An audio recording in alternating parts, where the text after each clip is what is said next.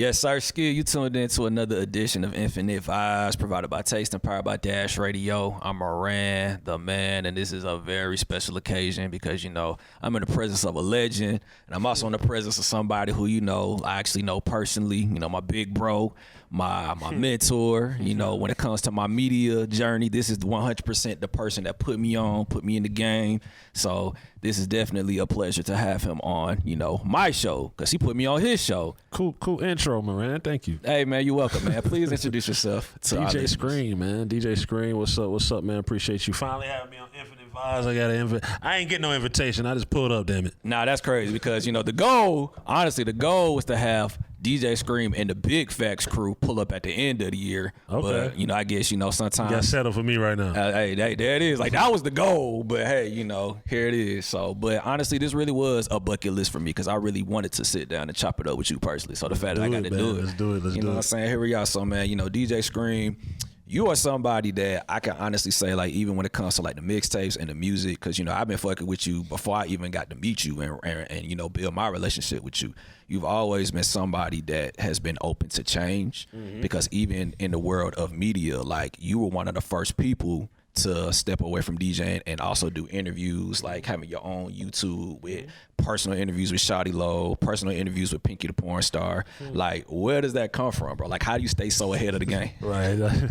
Nah, for me, man, it's just about always focusing on tomorrow, you know what I'm saying? Because yesterday just don't matter. So it's always a blessing when I walk around and people say, you done this and you did this, and I remember when you did this and this and that. Right. And of course I receive it as a blessing, but it just don't matter to me. Like, every morning is like part of my prayer. Like, today is day one.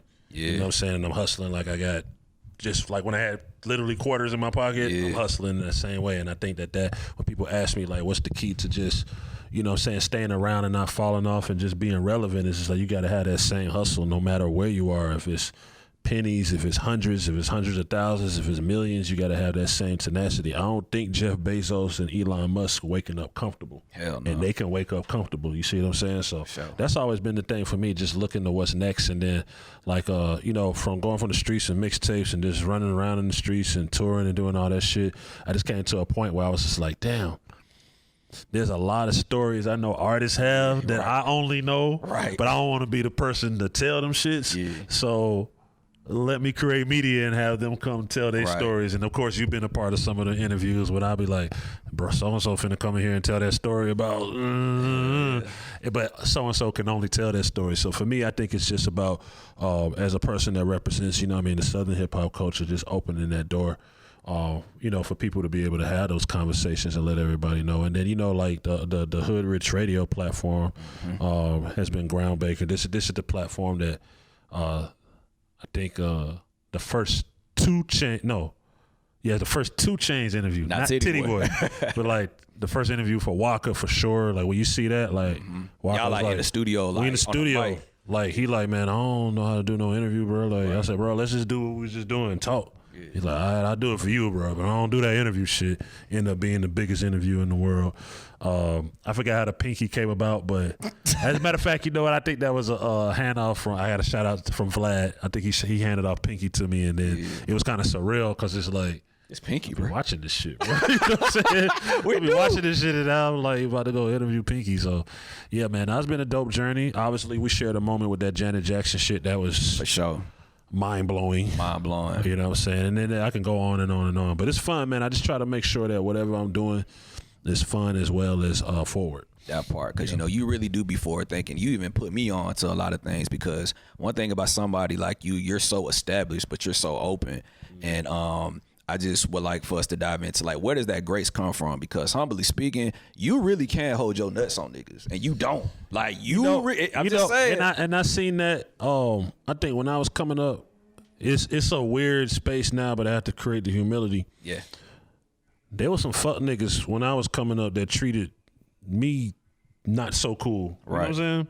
And it is crazy because some of these people have they call me now like, yeah, man. And, you know, it's just kind of like not wanting to be in that space. Like, I'm going to show everybody respect, shake everybody's hand. It don't matter. We're men first. Right. Before our bank accounts and what we've accomplished and shit, we're men first. So I'm just big on respect. I guess it's partially me. You know, my father was African. I'm African too. You know what I'm saying? So we big on respect. And as long as you respect me, I respect you back. So I think that's kind of where it is. But like I said, I just don't be on it's kind of like you just keep looking at people who you call them greats or do well. Like, I don't think Tom Brady would say, I don't give a fuck about all those Super Bowls. I won.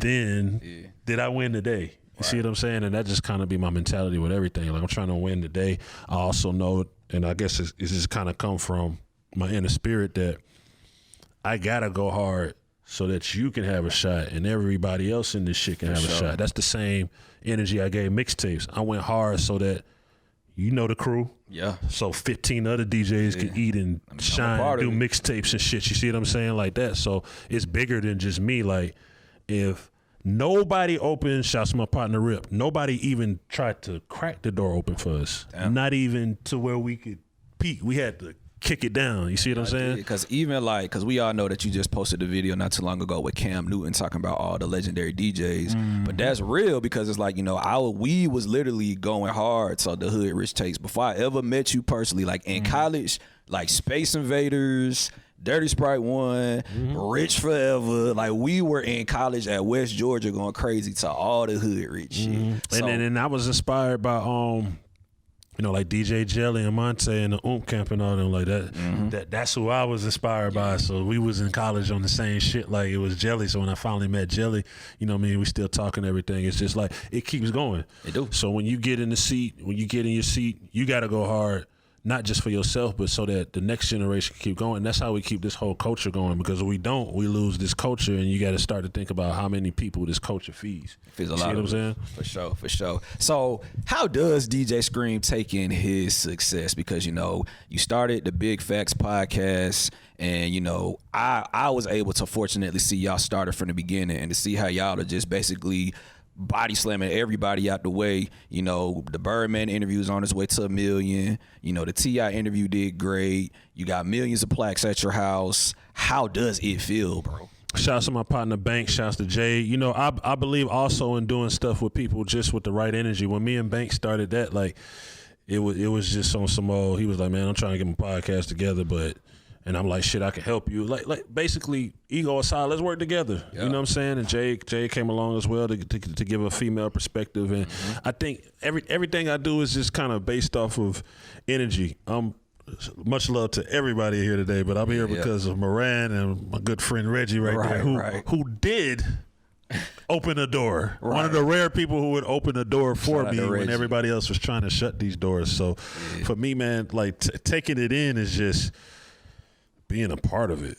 Yeah, that's, you know what I'm saying? Because if you know what it's like to be, I remember when I was in college, I'm gonna keep it all the way real, and I was on my couch playing Madden. Right. And that's all I had going on.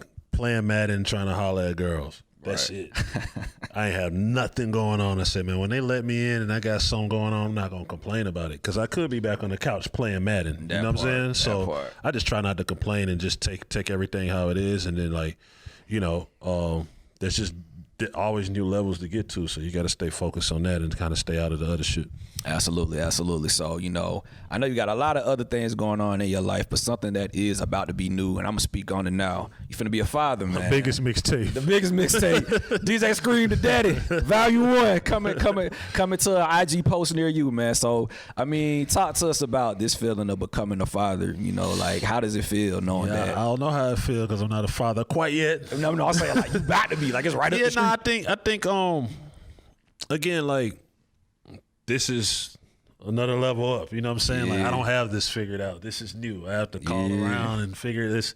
It's humility for me because, no, I do therapy. I openly say, man, I do therapy. I got a therapist and all that shit. Like, you gotta fucking stop trying to control everything, because you can't control everything. Right. So for me, it's kind of like, I know I could control this. I could control my schedule and how I hustle and what I eat and da-da-da-da-da. But now here's a whole new human being that you're bringing in the world with someone else that you have to raise from ground up. So it's been a beauty to grow Hood Rich Entertainment, a business from ground up. It's been a beauty to grow.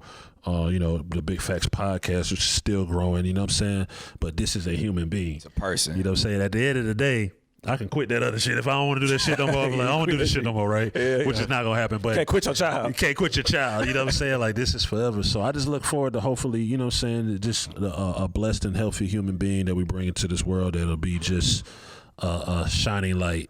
She will not be forced to be a DJ. Some people have asked me that. She has to, bro. You know what I'm saying? if she is 7'7", she might get forced into basketball or something. I don't know. But yeah, that's it, man. This is a blessing for real. For sure, man. Congratulations on that. If we could talk about DJing culture, you know what I'm saying, just as a whole, because, you know, you started off in DJing before Serato existed. You know what I mean? You came into the game, you know, with records, you know, picking up crates, all that, and then some. So how do you feel about the changes with the technology from then to now? Do you think it's good? You can't fight it.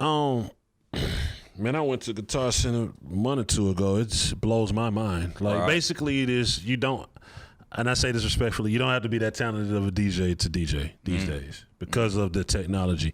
I still think there's an art in, like, you know, song selection and all that type of shit. But, I mean, that's what technology is. It's not just DJing. It's everything. Right. You know what I'm saying? With social media, this is how people promote. We used to have to go hand to hand to hand to hand. You see what I'm saying? It's everything. You know what I mean? From how people cook food to how people communicate to everything. So you just got to move forward. That's another thing I don't really complain about, because you just can't complain about it.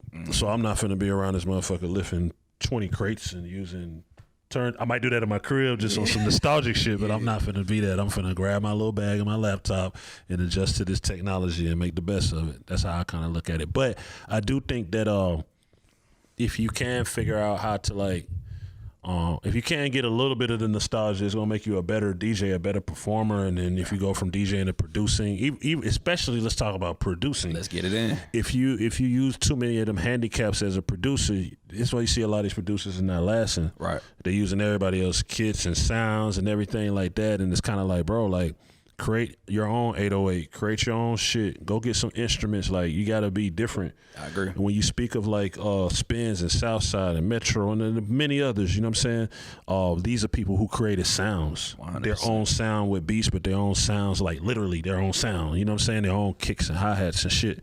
So that's what I say, you know, overall, just you got to strive to be unique. You know what I'm saying? Like, that's the biggest part of it. Do what you have to do to be unique. Technology can be a blessing, but don't get too far away from the basics is what I'm getting at. Hell nah. For sure, man. But I ain't gonna cap, man. This is definitely like a pleasure to have you on the platform. Salute, my guy Moran. And I shout out Moran too, because there's very few people that could put me on to music. Very few people. And Moran was like, yo, I'm telling you, man, there's this record called Blueface, Tatiana. Like, well, what are you talking about, Moran? Blows up. I think it's like 2 other records. I can't remember. Hey, man. Brent Faiyaz. Hey. I think you knew Brent Faiyaz from, like, elementary school or something. Because you was talking about Brent Faiyaz, like, the first day I met you. So, shouts to Moran. He's a true tastemaker. You know what I'm saying? He got that ear. Much love to you and your crew and the success y'all have accomplished. And I know y'all going to keep going. You know what I'm saying? And big up to Infinite Vibes, D-Lou. You know what I'm saying? I thought I saw B-Lax, you know what I'm saying? The whole crew and shit like that. And that's it. For sure, man. So, you know, in closing, one thing we always like to do on Infinite Vibes, we always like to just end everything with just positive words of affirmation. So what are some advice that DJ Screen can provide to anybody on their way, man? Man, you know, have a purpose for the stuff that you do. You know what I'm saying? Like, don't just do it. I ask people all the time, and artists, I think sometimes they be weirded out in studio sessions. I be like, well, why are you doing this, bro? Like, you know what I mean? What's the plan? What's the goal? I'm trying to get signed, bro. Well, you're gonna be a very unhappy person if your goal is just to get signed. You know what I'm saying? Like, do it because you want to represent your neighborhood. That's kind of like the beginning of hip hop, right?